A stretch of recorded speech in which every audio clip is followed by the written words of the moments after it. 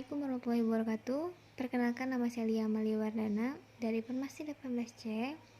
Saya di sini akan mereview salah satu jurnal yang disusun oleh Furqan Jamaluddin, Amir Imbaruddin, dan Mutakin, yang berjudul Kepatuhan Pelayanan Farmasi Klinik di Rumah Sakit di RSUP Dr. Wahidin Sudirohusono.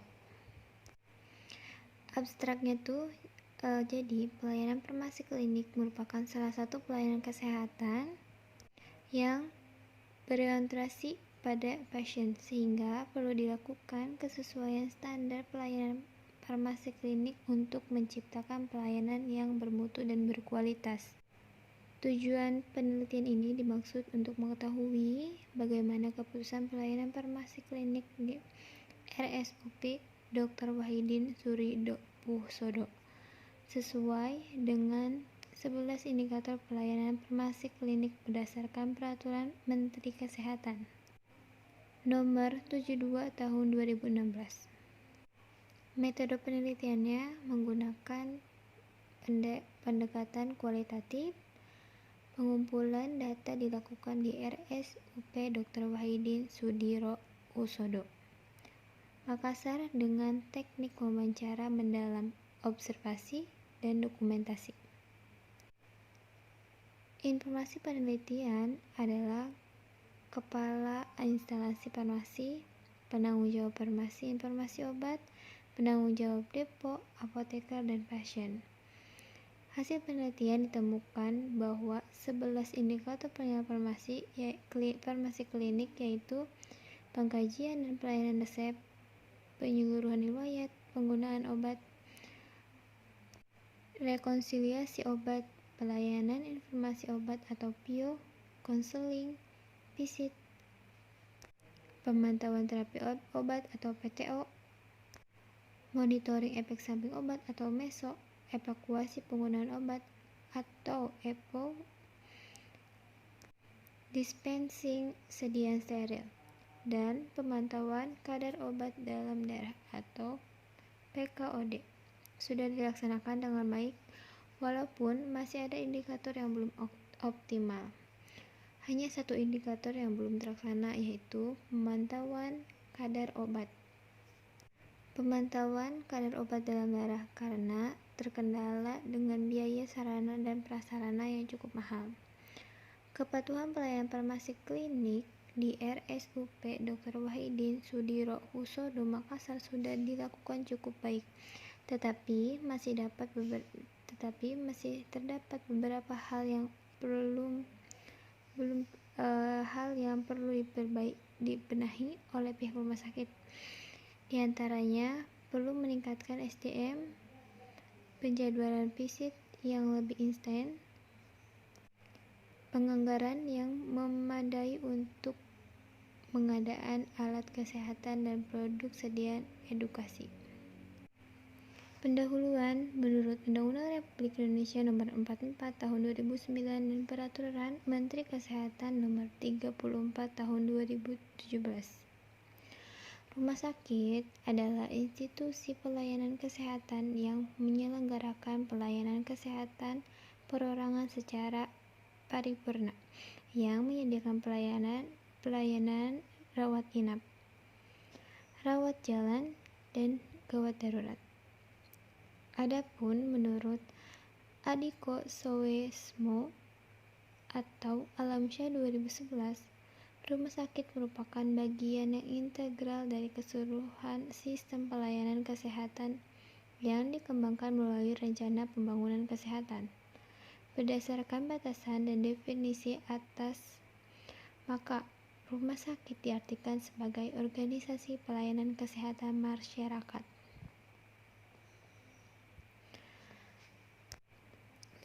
Lutyens atau Munir 2010 menjelaskan bahwa pelayanan sebagai sebuah proses pemenuhan kebutuhan melalui aktivitas orang lain dalam rangka mencapai tujuannya. Berdasarkan pengertian tentang manajemen dan pelayanan yang telah dirangkum sebelumnya,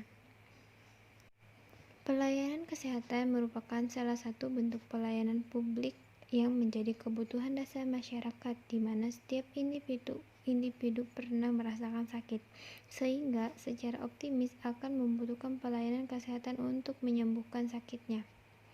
Berdasarkan Undang-Undang Republik Indonesia Nomor 36 Tahun 2009 tentang Kesehatan, pelayanan kesehatan adalah setiap upaya yang diselenggarakan sendiri atau secara bersama-sama dalam satu organisasi untuk memelihara dan meningkatkan kesehatan, mencegah dan menyembuhkan penyakit, serta memulihkan kesehatan perorangan, keluarga, kelompok, ataupun masyarakat. Standar pelayanan kefarmasian di rumah sakit meliputi dua hal penting, yaitu pengolahan sediaan farmasi, alat kesehatan, dan bahan medis habis pakai, serta pelayanan farmasi klinik, atau Permenkes Nomor 72 Tahun 2016. Dalam pelaksanaannya, kegiatan kefarmasian di rumah sakit terkadang terdapat keluhan tentang kesalahan terapi obat dikarenakan pemberian jenis obat yang tidak sesuai atau alasan lain. Selain itu, terdapat juga permasalahan tingginya biaya belanja obat dikarenakan adanya kesalahan peresepan sehingga terjadi pemberian obat yang berkali-kali dan menjadi terkesan boros. Permasalahan ini terjadi karena pelayanan farmasi klinik yang belum bekerja dengan baik. Pelayanan farmasi klinik menjadi salah satu pelayanan yang berorientasi dan bersinggungan langsung dengan pasien. Terdapat beberapa penelitian terdahulu terkait dengan standar pelayanan kefarmasian, antara lain penelitian oleh Restriani 2016 tentang resepsi dokter dan perawat tentang peran apoteker dalam pelayanan farmasi klinik di Rumah Sakit PKU Muhammadiyah Yogyakarta, yang mengindikasikan bahwa karakteristik usia, lamanya masa kerja, dan interaksi dengan ahli farmasi mempengaruhi persepsi dokter dan perawat dalam pelaksanaan pelayanan farmasi klinik. Penelitian dari Amaranggana 2017 tentang pelayanan informasi obat yang efektif dari beberapa negara untuk meningkatkan pelayanan farmasi klinik memaparkan kondisi pelayanan kefarmasian terutama dalam bidang pelayanan informasi obat di berbagai negara guna memberikan solusi PIO yang efektif untuk diterapkan di Indonesia. Hasil penelitian menunjukkan bahwa baru sekitar 14% rumah sakit yang dimonitoring telah melakukan pelayanan informasi obat atau PIO yang sesuai. 42% rumah sakit yang baru sebagian menerapkan PIO, dan sekitar 44% rumah sakit belum menerapkan PIO, sehingga penelitian ini perlu ditindaklanjuti dengan penelitian lebih lanjut tentang pelaksanaan standar pelayanan kefarmasian di rumah sakit secara spesifik. Jumlah tenaga kefarmasian di RSUP Dr. Wahidin Sudirohusodo Makassar sebanyak 140 orang yang hanya terdiri dari 44 orang apoteker, walaupun Permenkes 72 Tahun 2016 ini terbilang baru dan jumlah SDM apoteker yang masih terbilang minim. RSUP Dr. Wahidin Sudirohusodo Makassar sebagai rumah sakit merujukan tertinggi di kawasan Jawa Timur, Indonesia sudah seharusnya telah melaksanakan standar pelayanan farmasi klinik ini dengan baik untuk dapat menciptakan pelayanan yang paripurna dan berkualitas. Metode penelitian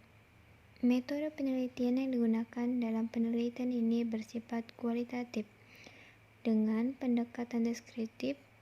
Penelitian ini dilakukan di RSUP Dr. Wahidin Sudirohusodo Makassar pada bulan Juli-Agustus 2009. Pengumpulan data dilakukan dengan wawancara mendalam, observasi, dan dokumentasi. Adapun informasi penelitian adalah kepala instalasi farmasi, penanggung jawab pelayanan informasi obat, penanggung jawab depo, Lontara 3, apoteker dan pasien. Teknik analisis data yang digunakan untuk mengolah data kualitatif berupa data observasi, dokumen, dan wawancara adalah analisis interaktif. Teknik analisis interaktif diadopsi dari model analisis interaktif Miles dan Huberman dengan 4 harapan harus dilakukan secara interaktif dan berlangsung secara terus-menerus sampai tuntas. Antara lain, tahap pengumpulan data, reduktif data, pengkajian data, dan penarikan kesimpulan atau verifikasi. Hasil penelitian dalam sistem pelayanan kesehatan, farmasi klinik merupakan penyedia pelayanan kesehatan yang akuntabel dalam terapi obat serta optimal untuk mencegah dan menyembuhkan penyakit. Adapun yang termasuk dalam pelayanan farmasi klinik menurut Permenkes Nomor 72 Tahun 2016 tentang standar pelayanan kefarmasian di rumah sakit meliputi pengkajian dan pelayanan resep, penelusuran riwayat obat, rekonsiliasi obat, pelayanan informasi obat atau PIO, konseling, visit, pemantauan terapi obat atau PTO, monitoring efek samping obat atau MESO, evaluasi penggunaan obat atau EPO, dispensing sediaan steril, dan pemantauan kadar obat dalam darah atau PKOD. Pelayanan yang pertama yaitu pengkajian resep dilakukan untuk menganalisis adanya masalah terkait obat dalam resep. Pengkajian resep dilakukan dengan melihat secara administrasi farmaseutika dan klinis. Kepala instalasi farmasi rumah sakit menyatakan bahwa apoteker di rumah sakit ini selalu melaksanakan pengkajian dan pelayanan resep setiap kali menerima resep dari pasien, baik itu dilaksanakan di depo rumah sakit maupun di satelit jalan. Informasi lain juga menambahkan bahwa untuk memastikan kelengkapan resep, ada checklist setelah resep yang dibuat di ujung resep. Disediakan kolom checklist sebelum dan sesudah resep dilayani.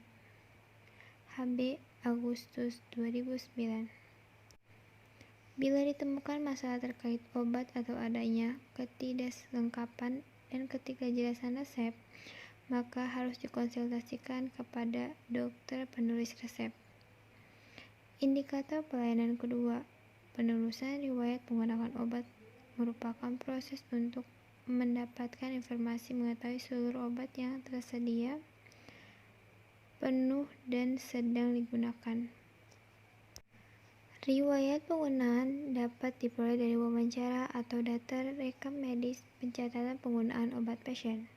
Informasi dalam wawancara mengatakan bahwa apoteker harus menanyakan kepada pasien riwayat penggunaan obat sebelumnya, walaupun riwayat penggunaan obat juga dapat dilihat pada rekam medis pasien. Jadi, itu harus dilakukan pada saat pasien datang. Selain itu, riwayat alergi pasien juga tetap ditanyakan, walaupun pada saat dokter melakukan asesmen itu sudah terkaji. Tapi, dari pihak farmasi juga harus tetap melakukan pertanyaan itu kepada pasien. HB Agustus 2019. Tidak hanya riwayat obat, tapi riwayat alergi dan kebutuhan minum obat juga ditanyakan kepada pasien. Seperti pengakuan oleh pasien riwayat rawat jalan yang mengatakan bahwa sebelum saya diberikan obat ini oleh petugasnya, saya selalu ditanyakan tentang obat yang pernah saya minum. Ditanyakan obat yang pernah saya minum sebelumnya dan ada alergiku atau tidak. Dijelaskan juga cara minum obat dan diingatkan untuk minum obat sesuai aturan yang dikatakan. Juli 2019. Rekonsiliasi obat pelayanan yang ketiga merupakan proses pembandingan instruksi pengobatan dengan obat yang telah didapat pasien. Apoteker harus selalu mencatat penggunaan obat atau nama, indikasi, dosis, frekuensi, dan rute, riwayat alergi, dan efek samping obat pada pasien. Informasi menyatakan bahwa ada formnya dan wajib dilakukan di clinical pathway. Setiap pasien baru pertama masuk di rumah sakit, lalu pindah ke perawatan dan juga harus pulang. Kita harus lakukan rekonsiliasi untuk mencegah terjadinya duplikasi obat dengan adanya interaksi. Jika terjadi perubahan terapi, apoteker wajib melakukan komunikasi dengan pasien. HB Agustus 2009. Selain itu juga, informasi yang lain juga mengatakan bahwa jika terdapat ketidaksesuaian dokumentasi resep atau obat, maka kami melakukan konfirmasi kepada dokter yang menulis resep. Konfirmasi dulu ke dokternya apakah ada masalahnya, apakah ada masalah, apakah pasiennya diberi obat tersebut dapat tidak. Kalau bermasalah, kita tindak lanjuti apakah diganti obatnya atau diberikan solusi lain. CK Juli 2019. Pelayanan keempat, pelayanan informasi obat atau PIO. Berdasarkan aturan, ruangan khusus PIO wajib ada di rumah sakit. Informan mengatakan bahwa terdapat ruangan PIO tersendiri di instalasi farmasi rumah sakit yang telah dilengkapi dengan pustaka dan telepon. Tetapi di ruang perawatan tergabung dengan farmasi dan atau satelitnya. Jika Juli 2019. Adapun hasil observasi yang dilakukan ditemukan pula berbagai pustaka, buletin, dan leaflet yang dibuat oleh pihak rumah sakit secara berkala di ruang PO rumah sakit. Dalam hasil wawancara, informan lain mengatakan bahwa kami bisa melakukan penyuluhan kerjasama dengan tim PKRS dan kadang juga di pasien rawat jalannya, tetapi tidak berkala. Untuk pendidikan dan pelatihan sesuai, kami yang memfasilitasi dan instalasi untuk melakukan pelatihan. Ada juga yang diberikan tugas belajar untuk melanjutkan jenjang pendidikannya. HB Agustus 2019. Visit merupakan kegiatan yang diatur dalam standar pelayanan berupa kunjungan ke pasien rawat inap yang dilakukan apoteker secara mandiri atau bersama tim tenaga kesehatan untuk mengamati kondisi klinis pasien secara langsung dan mengkaji masalah terkait obat. Kepala instalasi farmasi mengatakan bahwa apoteker di rumah sakit ini selalu melakukan visit baik secara tim maupun individu. AK Juli 2019. Pelayanan selanjutnya, pemantauan terapi obat atau PTO, merupakan suatu proses yang mencakup kegiatan untuk memastikan terapi obat yang aman, efektif, dan rasional bagi pasien. Informan mengatakan bahwa apotek selalu proaktif dan kritis terhadap penelusuran evidence-based medicine untuk memastikan bahwa obat tersebut merupakan obat yang terkait digunakan kepada pasien sesuai indikasi sehingga tidak terjadi kesalahan. Jika Juli 2019. Layanan yang diatur dalam standar pelayanan monitoring efek samping obat atau MESO merupakan kegiatan pemantauan setiap respon terhadap obat yang tidak dikehendaki yang terjadi pada dosis lazim yang digunakan pada manusia untuk tujuan prophylaxis, diagnosa, dan terapi. Kepala instalasi farmasi rumah sakit memastikan bahwa apoteker melakukan kegiatan monitoring efek samping obat atau MESO karena kegiatan tersebut merupakan kegiatan nasional yang dilaporkan ke BPOM secara berkala. Setiap tenaga kesehatan yang menemukan efek samping terkait penggunaan obat itu harus mengisi form yang telah disediakan. Jadi, apapun yang dirasakan oleh pasien harus dilaporkan karena terkadang juga bukan efek samping, melainkan efek alergi.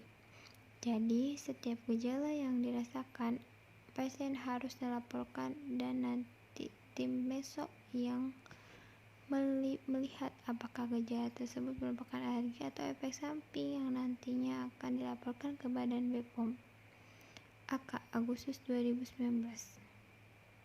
Evaluasi penggunaan obat atau EPO ada layanan berupa program evaluasi penggunaan obat yang terstruktur dan berkesinambungan secara kualitatif dan kuantitatif. Informan mengatakan bahwa evaluasi penggunaan obat dilaksanakan dengan melihat obat-obatan yang paling sering digunakan di ruangan tersebut, atau antibiotik apa yang paling sering digunakan oleh dokter tersebut. Jika Juli 2019.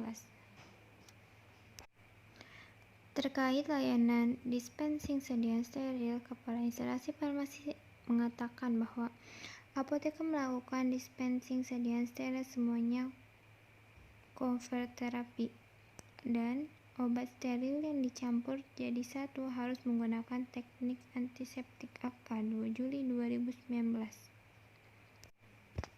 Layanan pemantauan kadar obat dalam darah atau PKOD merupakan interpretasi hasil pemeriksaan kadar obat tertentu atas permintaan dari dokter yang merawat karena indeks terapi yang sempit atau atas usulan dari apoteker kepada dokter.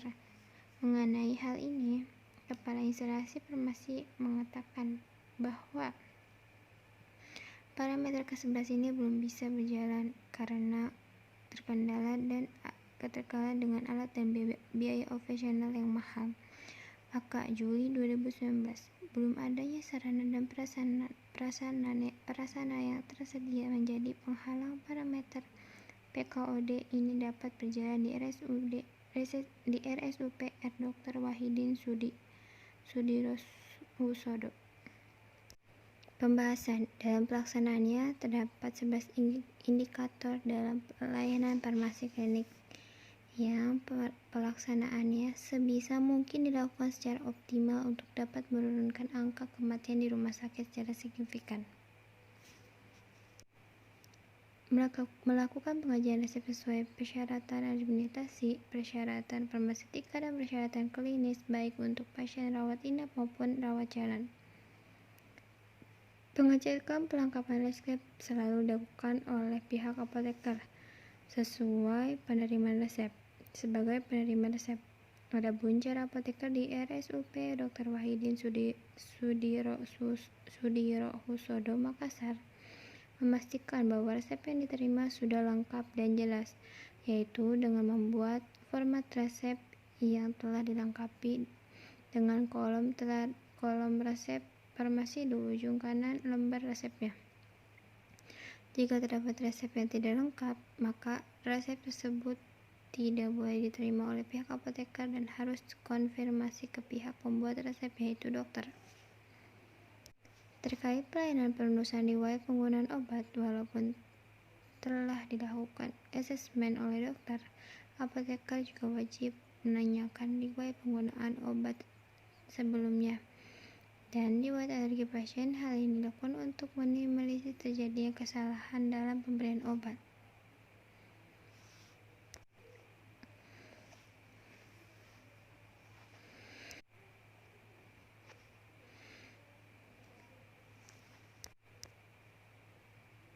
Rekonsiliasi tersendiri dan wajib dilakukan oleh apoteker. Selain itu, untuk menghindari terjadinya duplikasi pengobatan, maka pasien yang baru masuk dan membawa obat dari rumahnya akan disimpan sementara oleh pihak rumah sakit atau dikonsultasikan terlebih dahulu dengan dokter yang merawat pasien tersebut. Berkenaan dengan pelayanan farmasi obat atau PIO, ruangan pelayanan farmasi obat PIO di RSUP Dr. Wahidin Sudirohusodo Makassar telah dilengkapi buku-buku dan data-data mengenai obat. sehingga siapapun yang ingin mengetahui tentang obat bisa mencari tahu di ruangan bio tersebut. Selain disediakannya buku dan informasi, pihak farmasi rumah sakit juga selalu menerbitkan buletin, leaflet, dan poster secara berkala. Walaupun ruangan bio sudah ada dan telah dilengkapi dengan fasilitas yang memadai, masih banyak pasien dan tenaga kesehatan yang belum memanfaatkan ruangan tersebut dengan baik. Hal ini mungkin disebabkan karena adanya ketidaktahuan pasien dan tenaga kesehatan lainnya tentang ruangan bio tersebut ataupun karena ruangan isolasi dari pihak farmasi. Penyuluhan oleh pihak apotek ke rumah sakit telah dilakukan, akan tetapi dalam pelaksanaan masih belum maksimal dan belum menjangkau semua tenaga kesehatan serta seluruh pasien yang ada di rumah sakit, baik itu pasien rawat inap maupun pasien rawat jalan. Berdasarkan ke-8 informan yang meneliti wawancarai, dapat kita simpulkan bahwa kegiatan pelayanan informasi obat di RSUP Dr. Wahidin Sudirohusodo Makassar sudah berjalan sesuai dengan standar pelayanan farmasi klinik maupun dalam pelaksanaan setiap kegiatannya masih ada yang belum optimal. Tujuan pemeriksaan konseling obat yaitu untuk mengoptimalkan hasil terapi, meminimalkan risiko reaksi obat yang tidak dikehendaki atau ROTD, dan meningkatkan cost efektif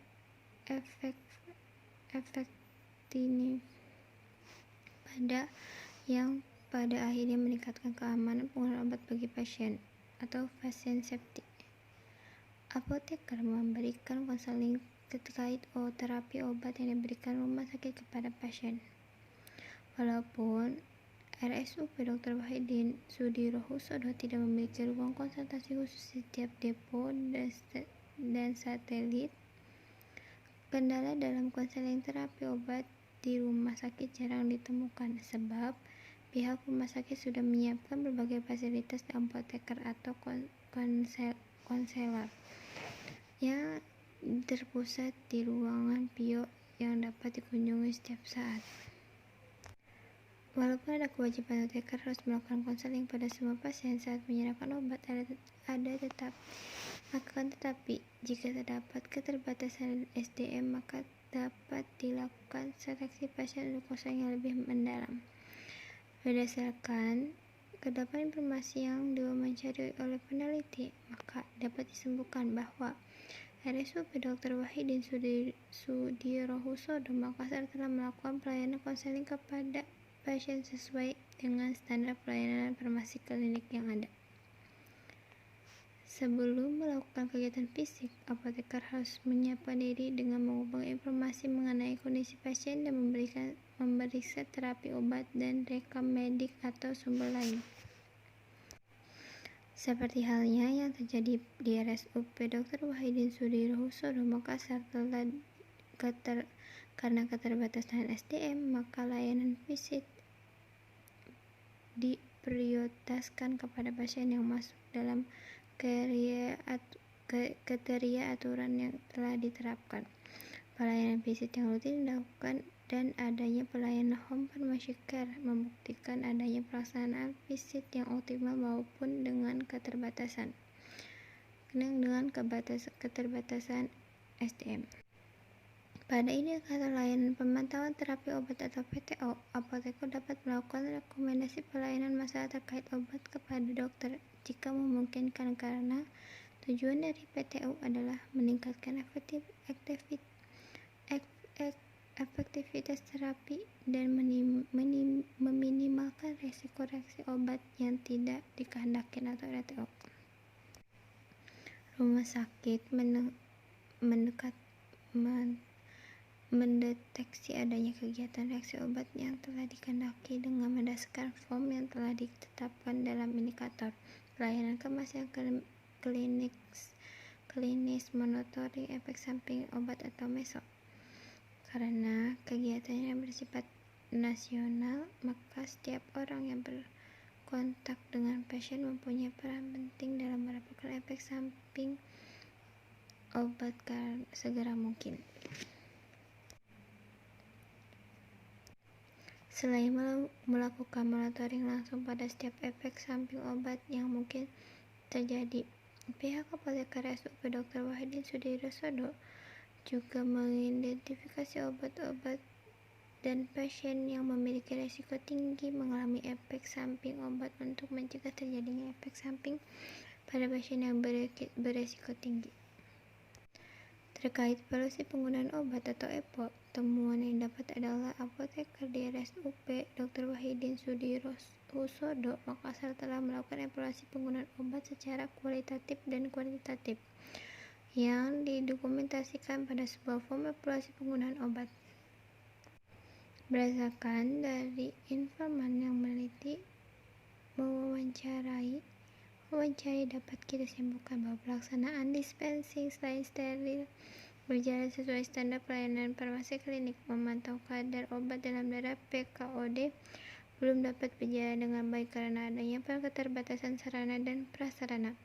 Jika hanya mau mencegah keracunan, digoksin atau obat tertentu lain dan untuk mengefektifkan kadar obat dalam darah, maka harus diperhatikan dosis terapi, onset, dan durasi obat tersebut.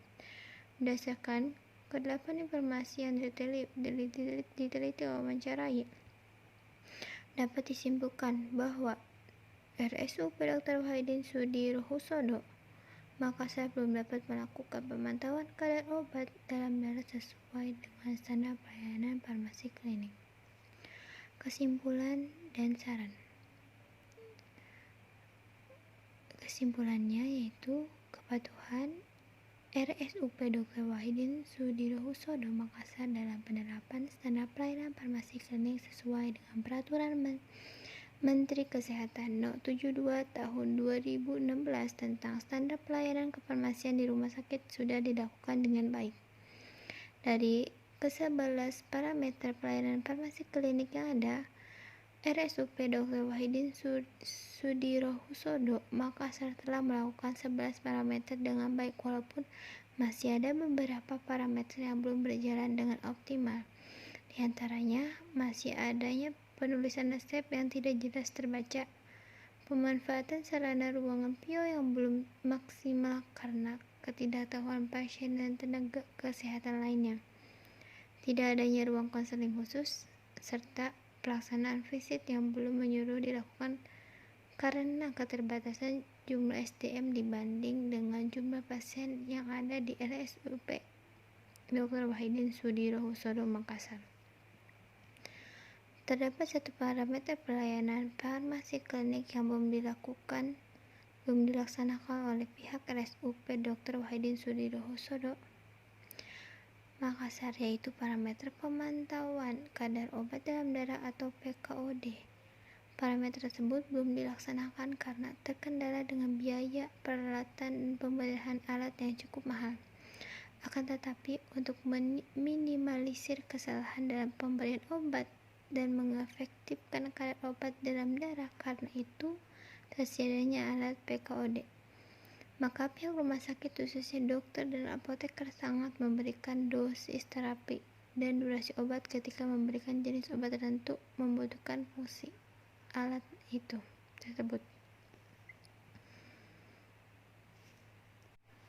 Penelitian menemukan bahwa ada beberapa hal yang perlu dibenahi oleh pihak rumah sakit dalam melaksanakan kegiatan pelayanan farmasi klinik, yaitu melakukan upaya pemenuhan seluruh kegiatan farmasi klinik sesuai Permenkes Nomor 72 Tahun 2016, melakukan percepatan pembuatan resep untuk mengurangi kesalahan pembacaan resep, untuk mengurangi kesalahan pembacaan resep, menyiapkan SDM yang memadai untuk kegiatan konseling dan visit, melakukan penjadwalan secara periodik pelaksanaan kegiatan visit agar semua pasien dapat dilakukan visit, melakukan penganggaran dan menandai untuk pembuatan leaf atau edaran informasi obat sesuai penganggaran untuk mengadakan peralatan pemantauan kadar obat dalam darah. Sekian pemaparan jurnal yang disusun oleh Furqan Jamaluddin, Amir Ambarudin, dan Mutakin. Terima kasih. Wassalamualaikum warahmatullahi wabarakatuh.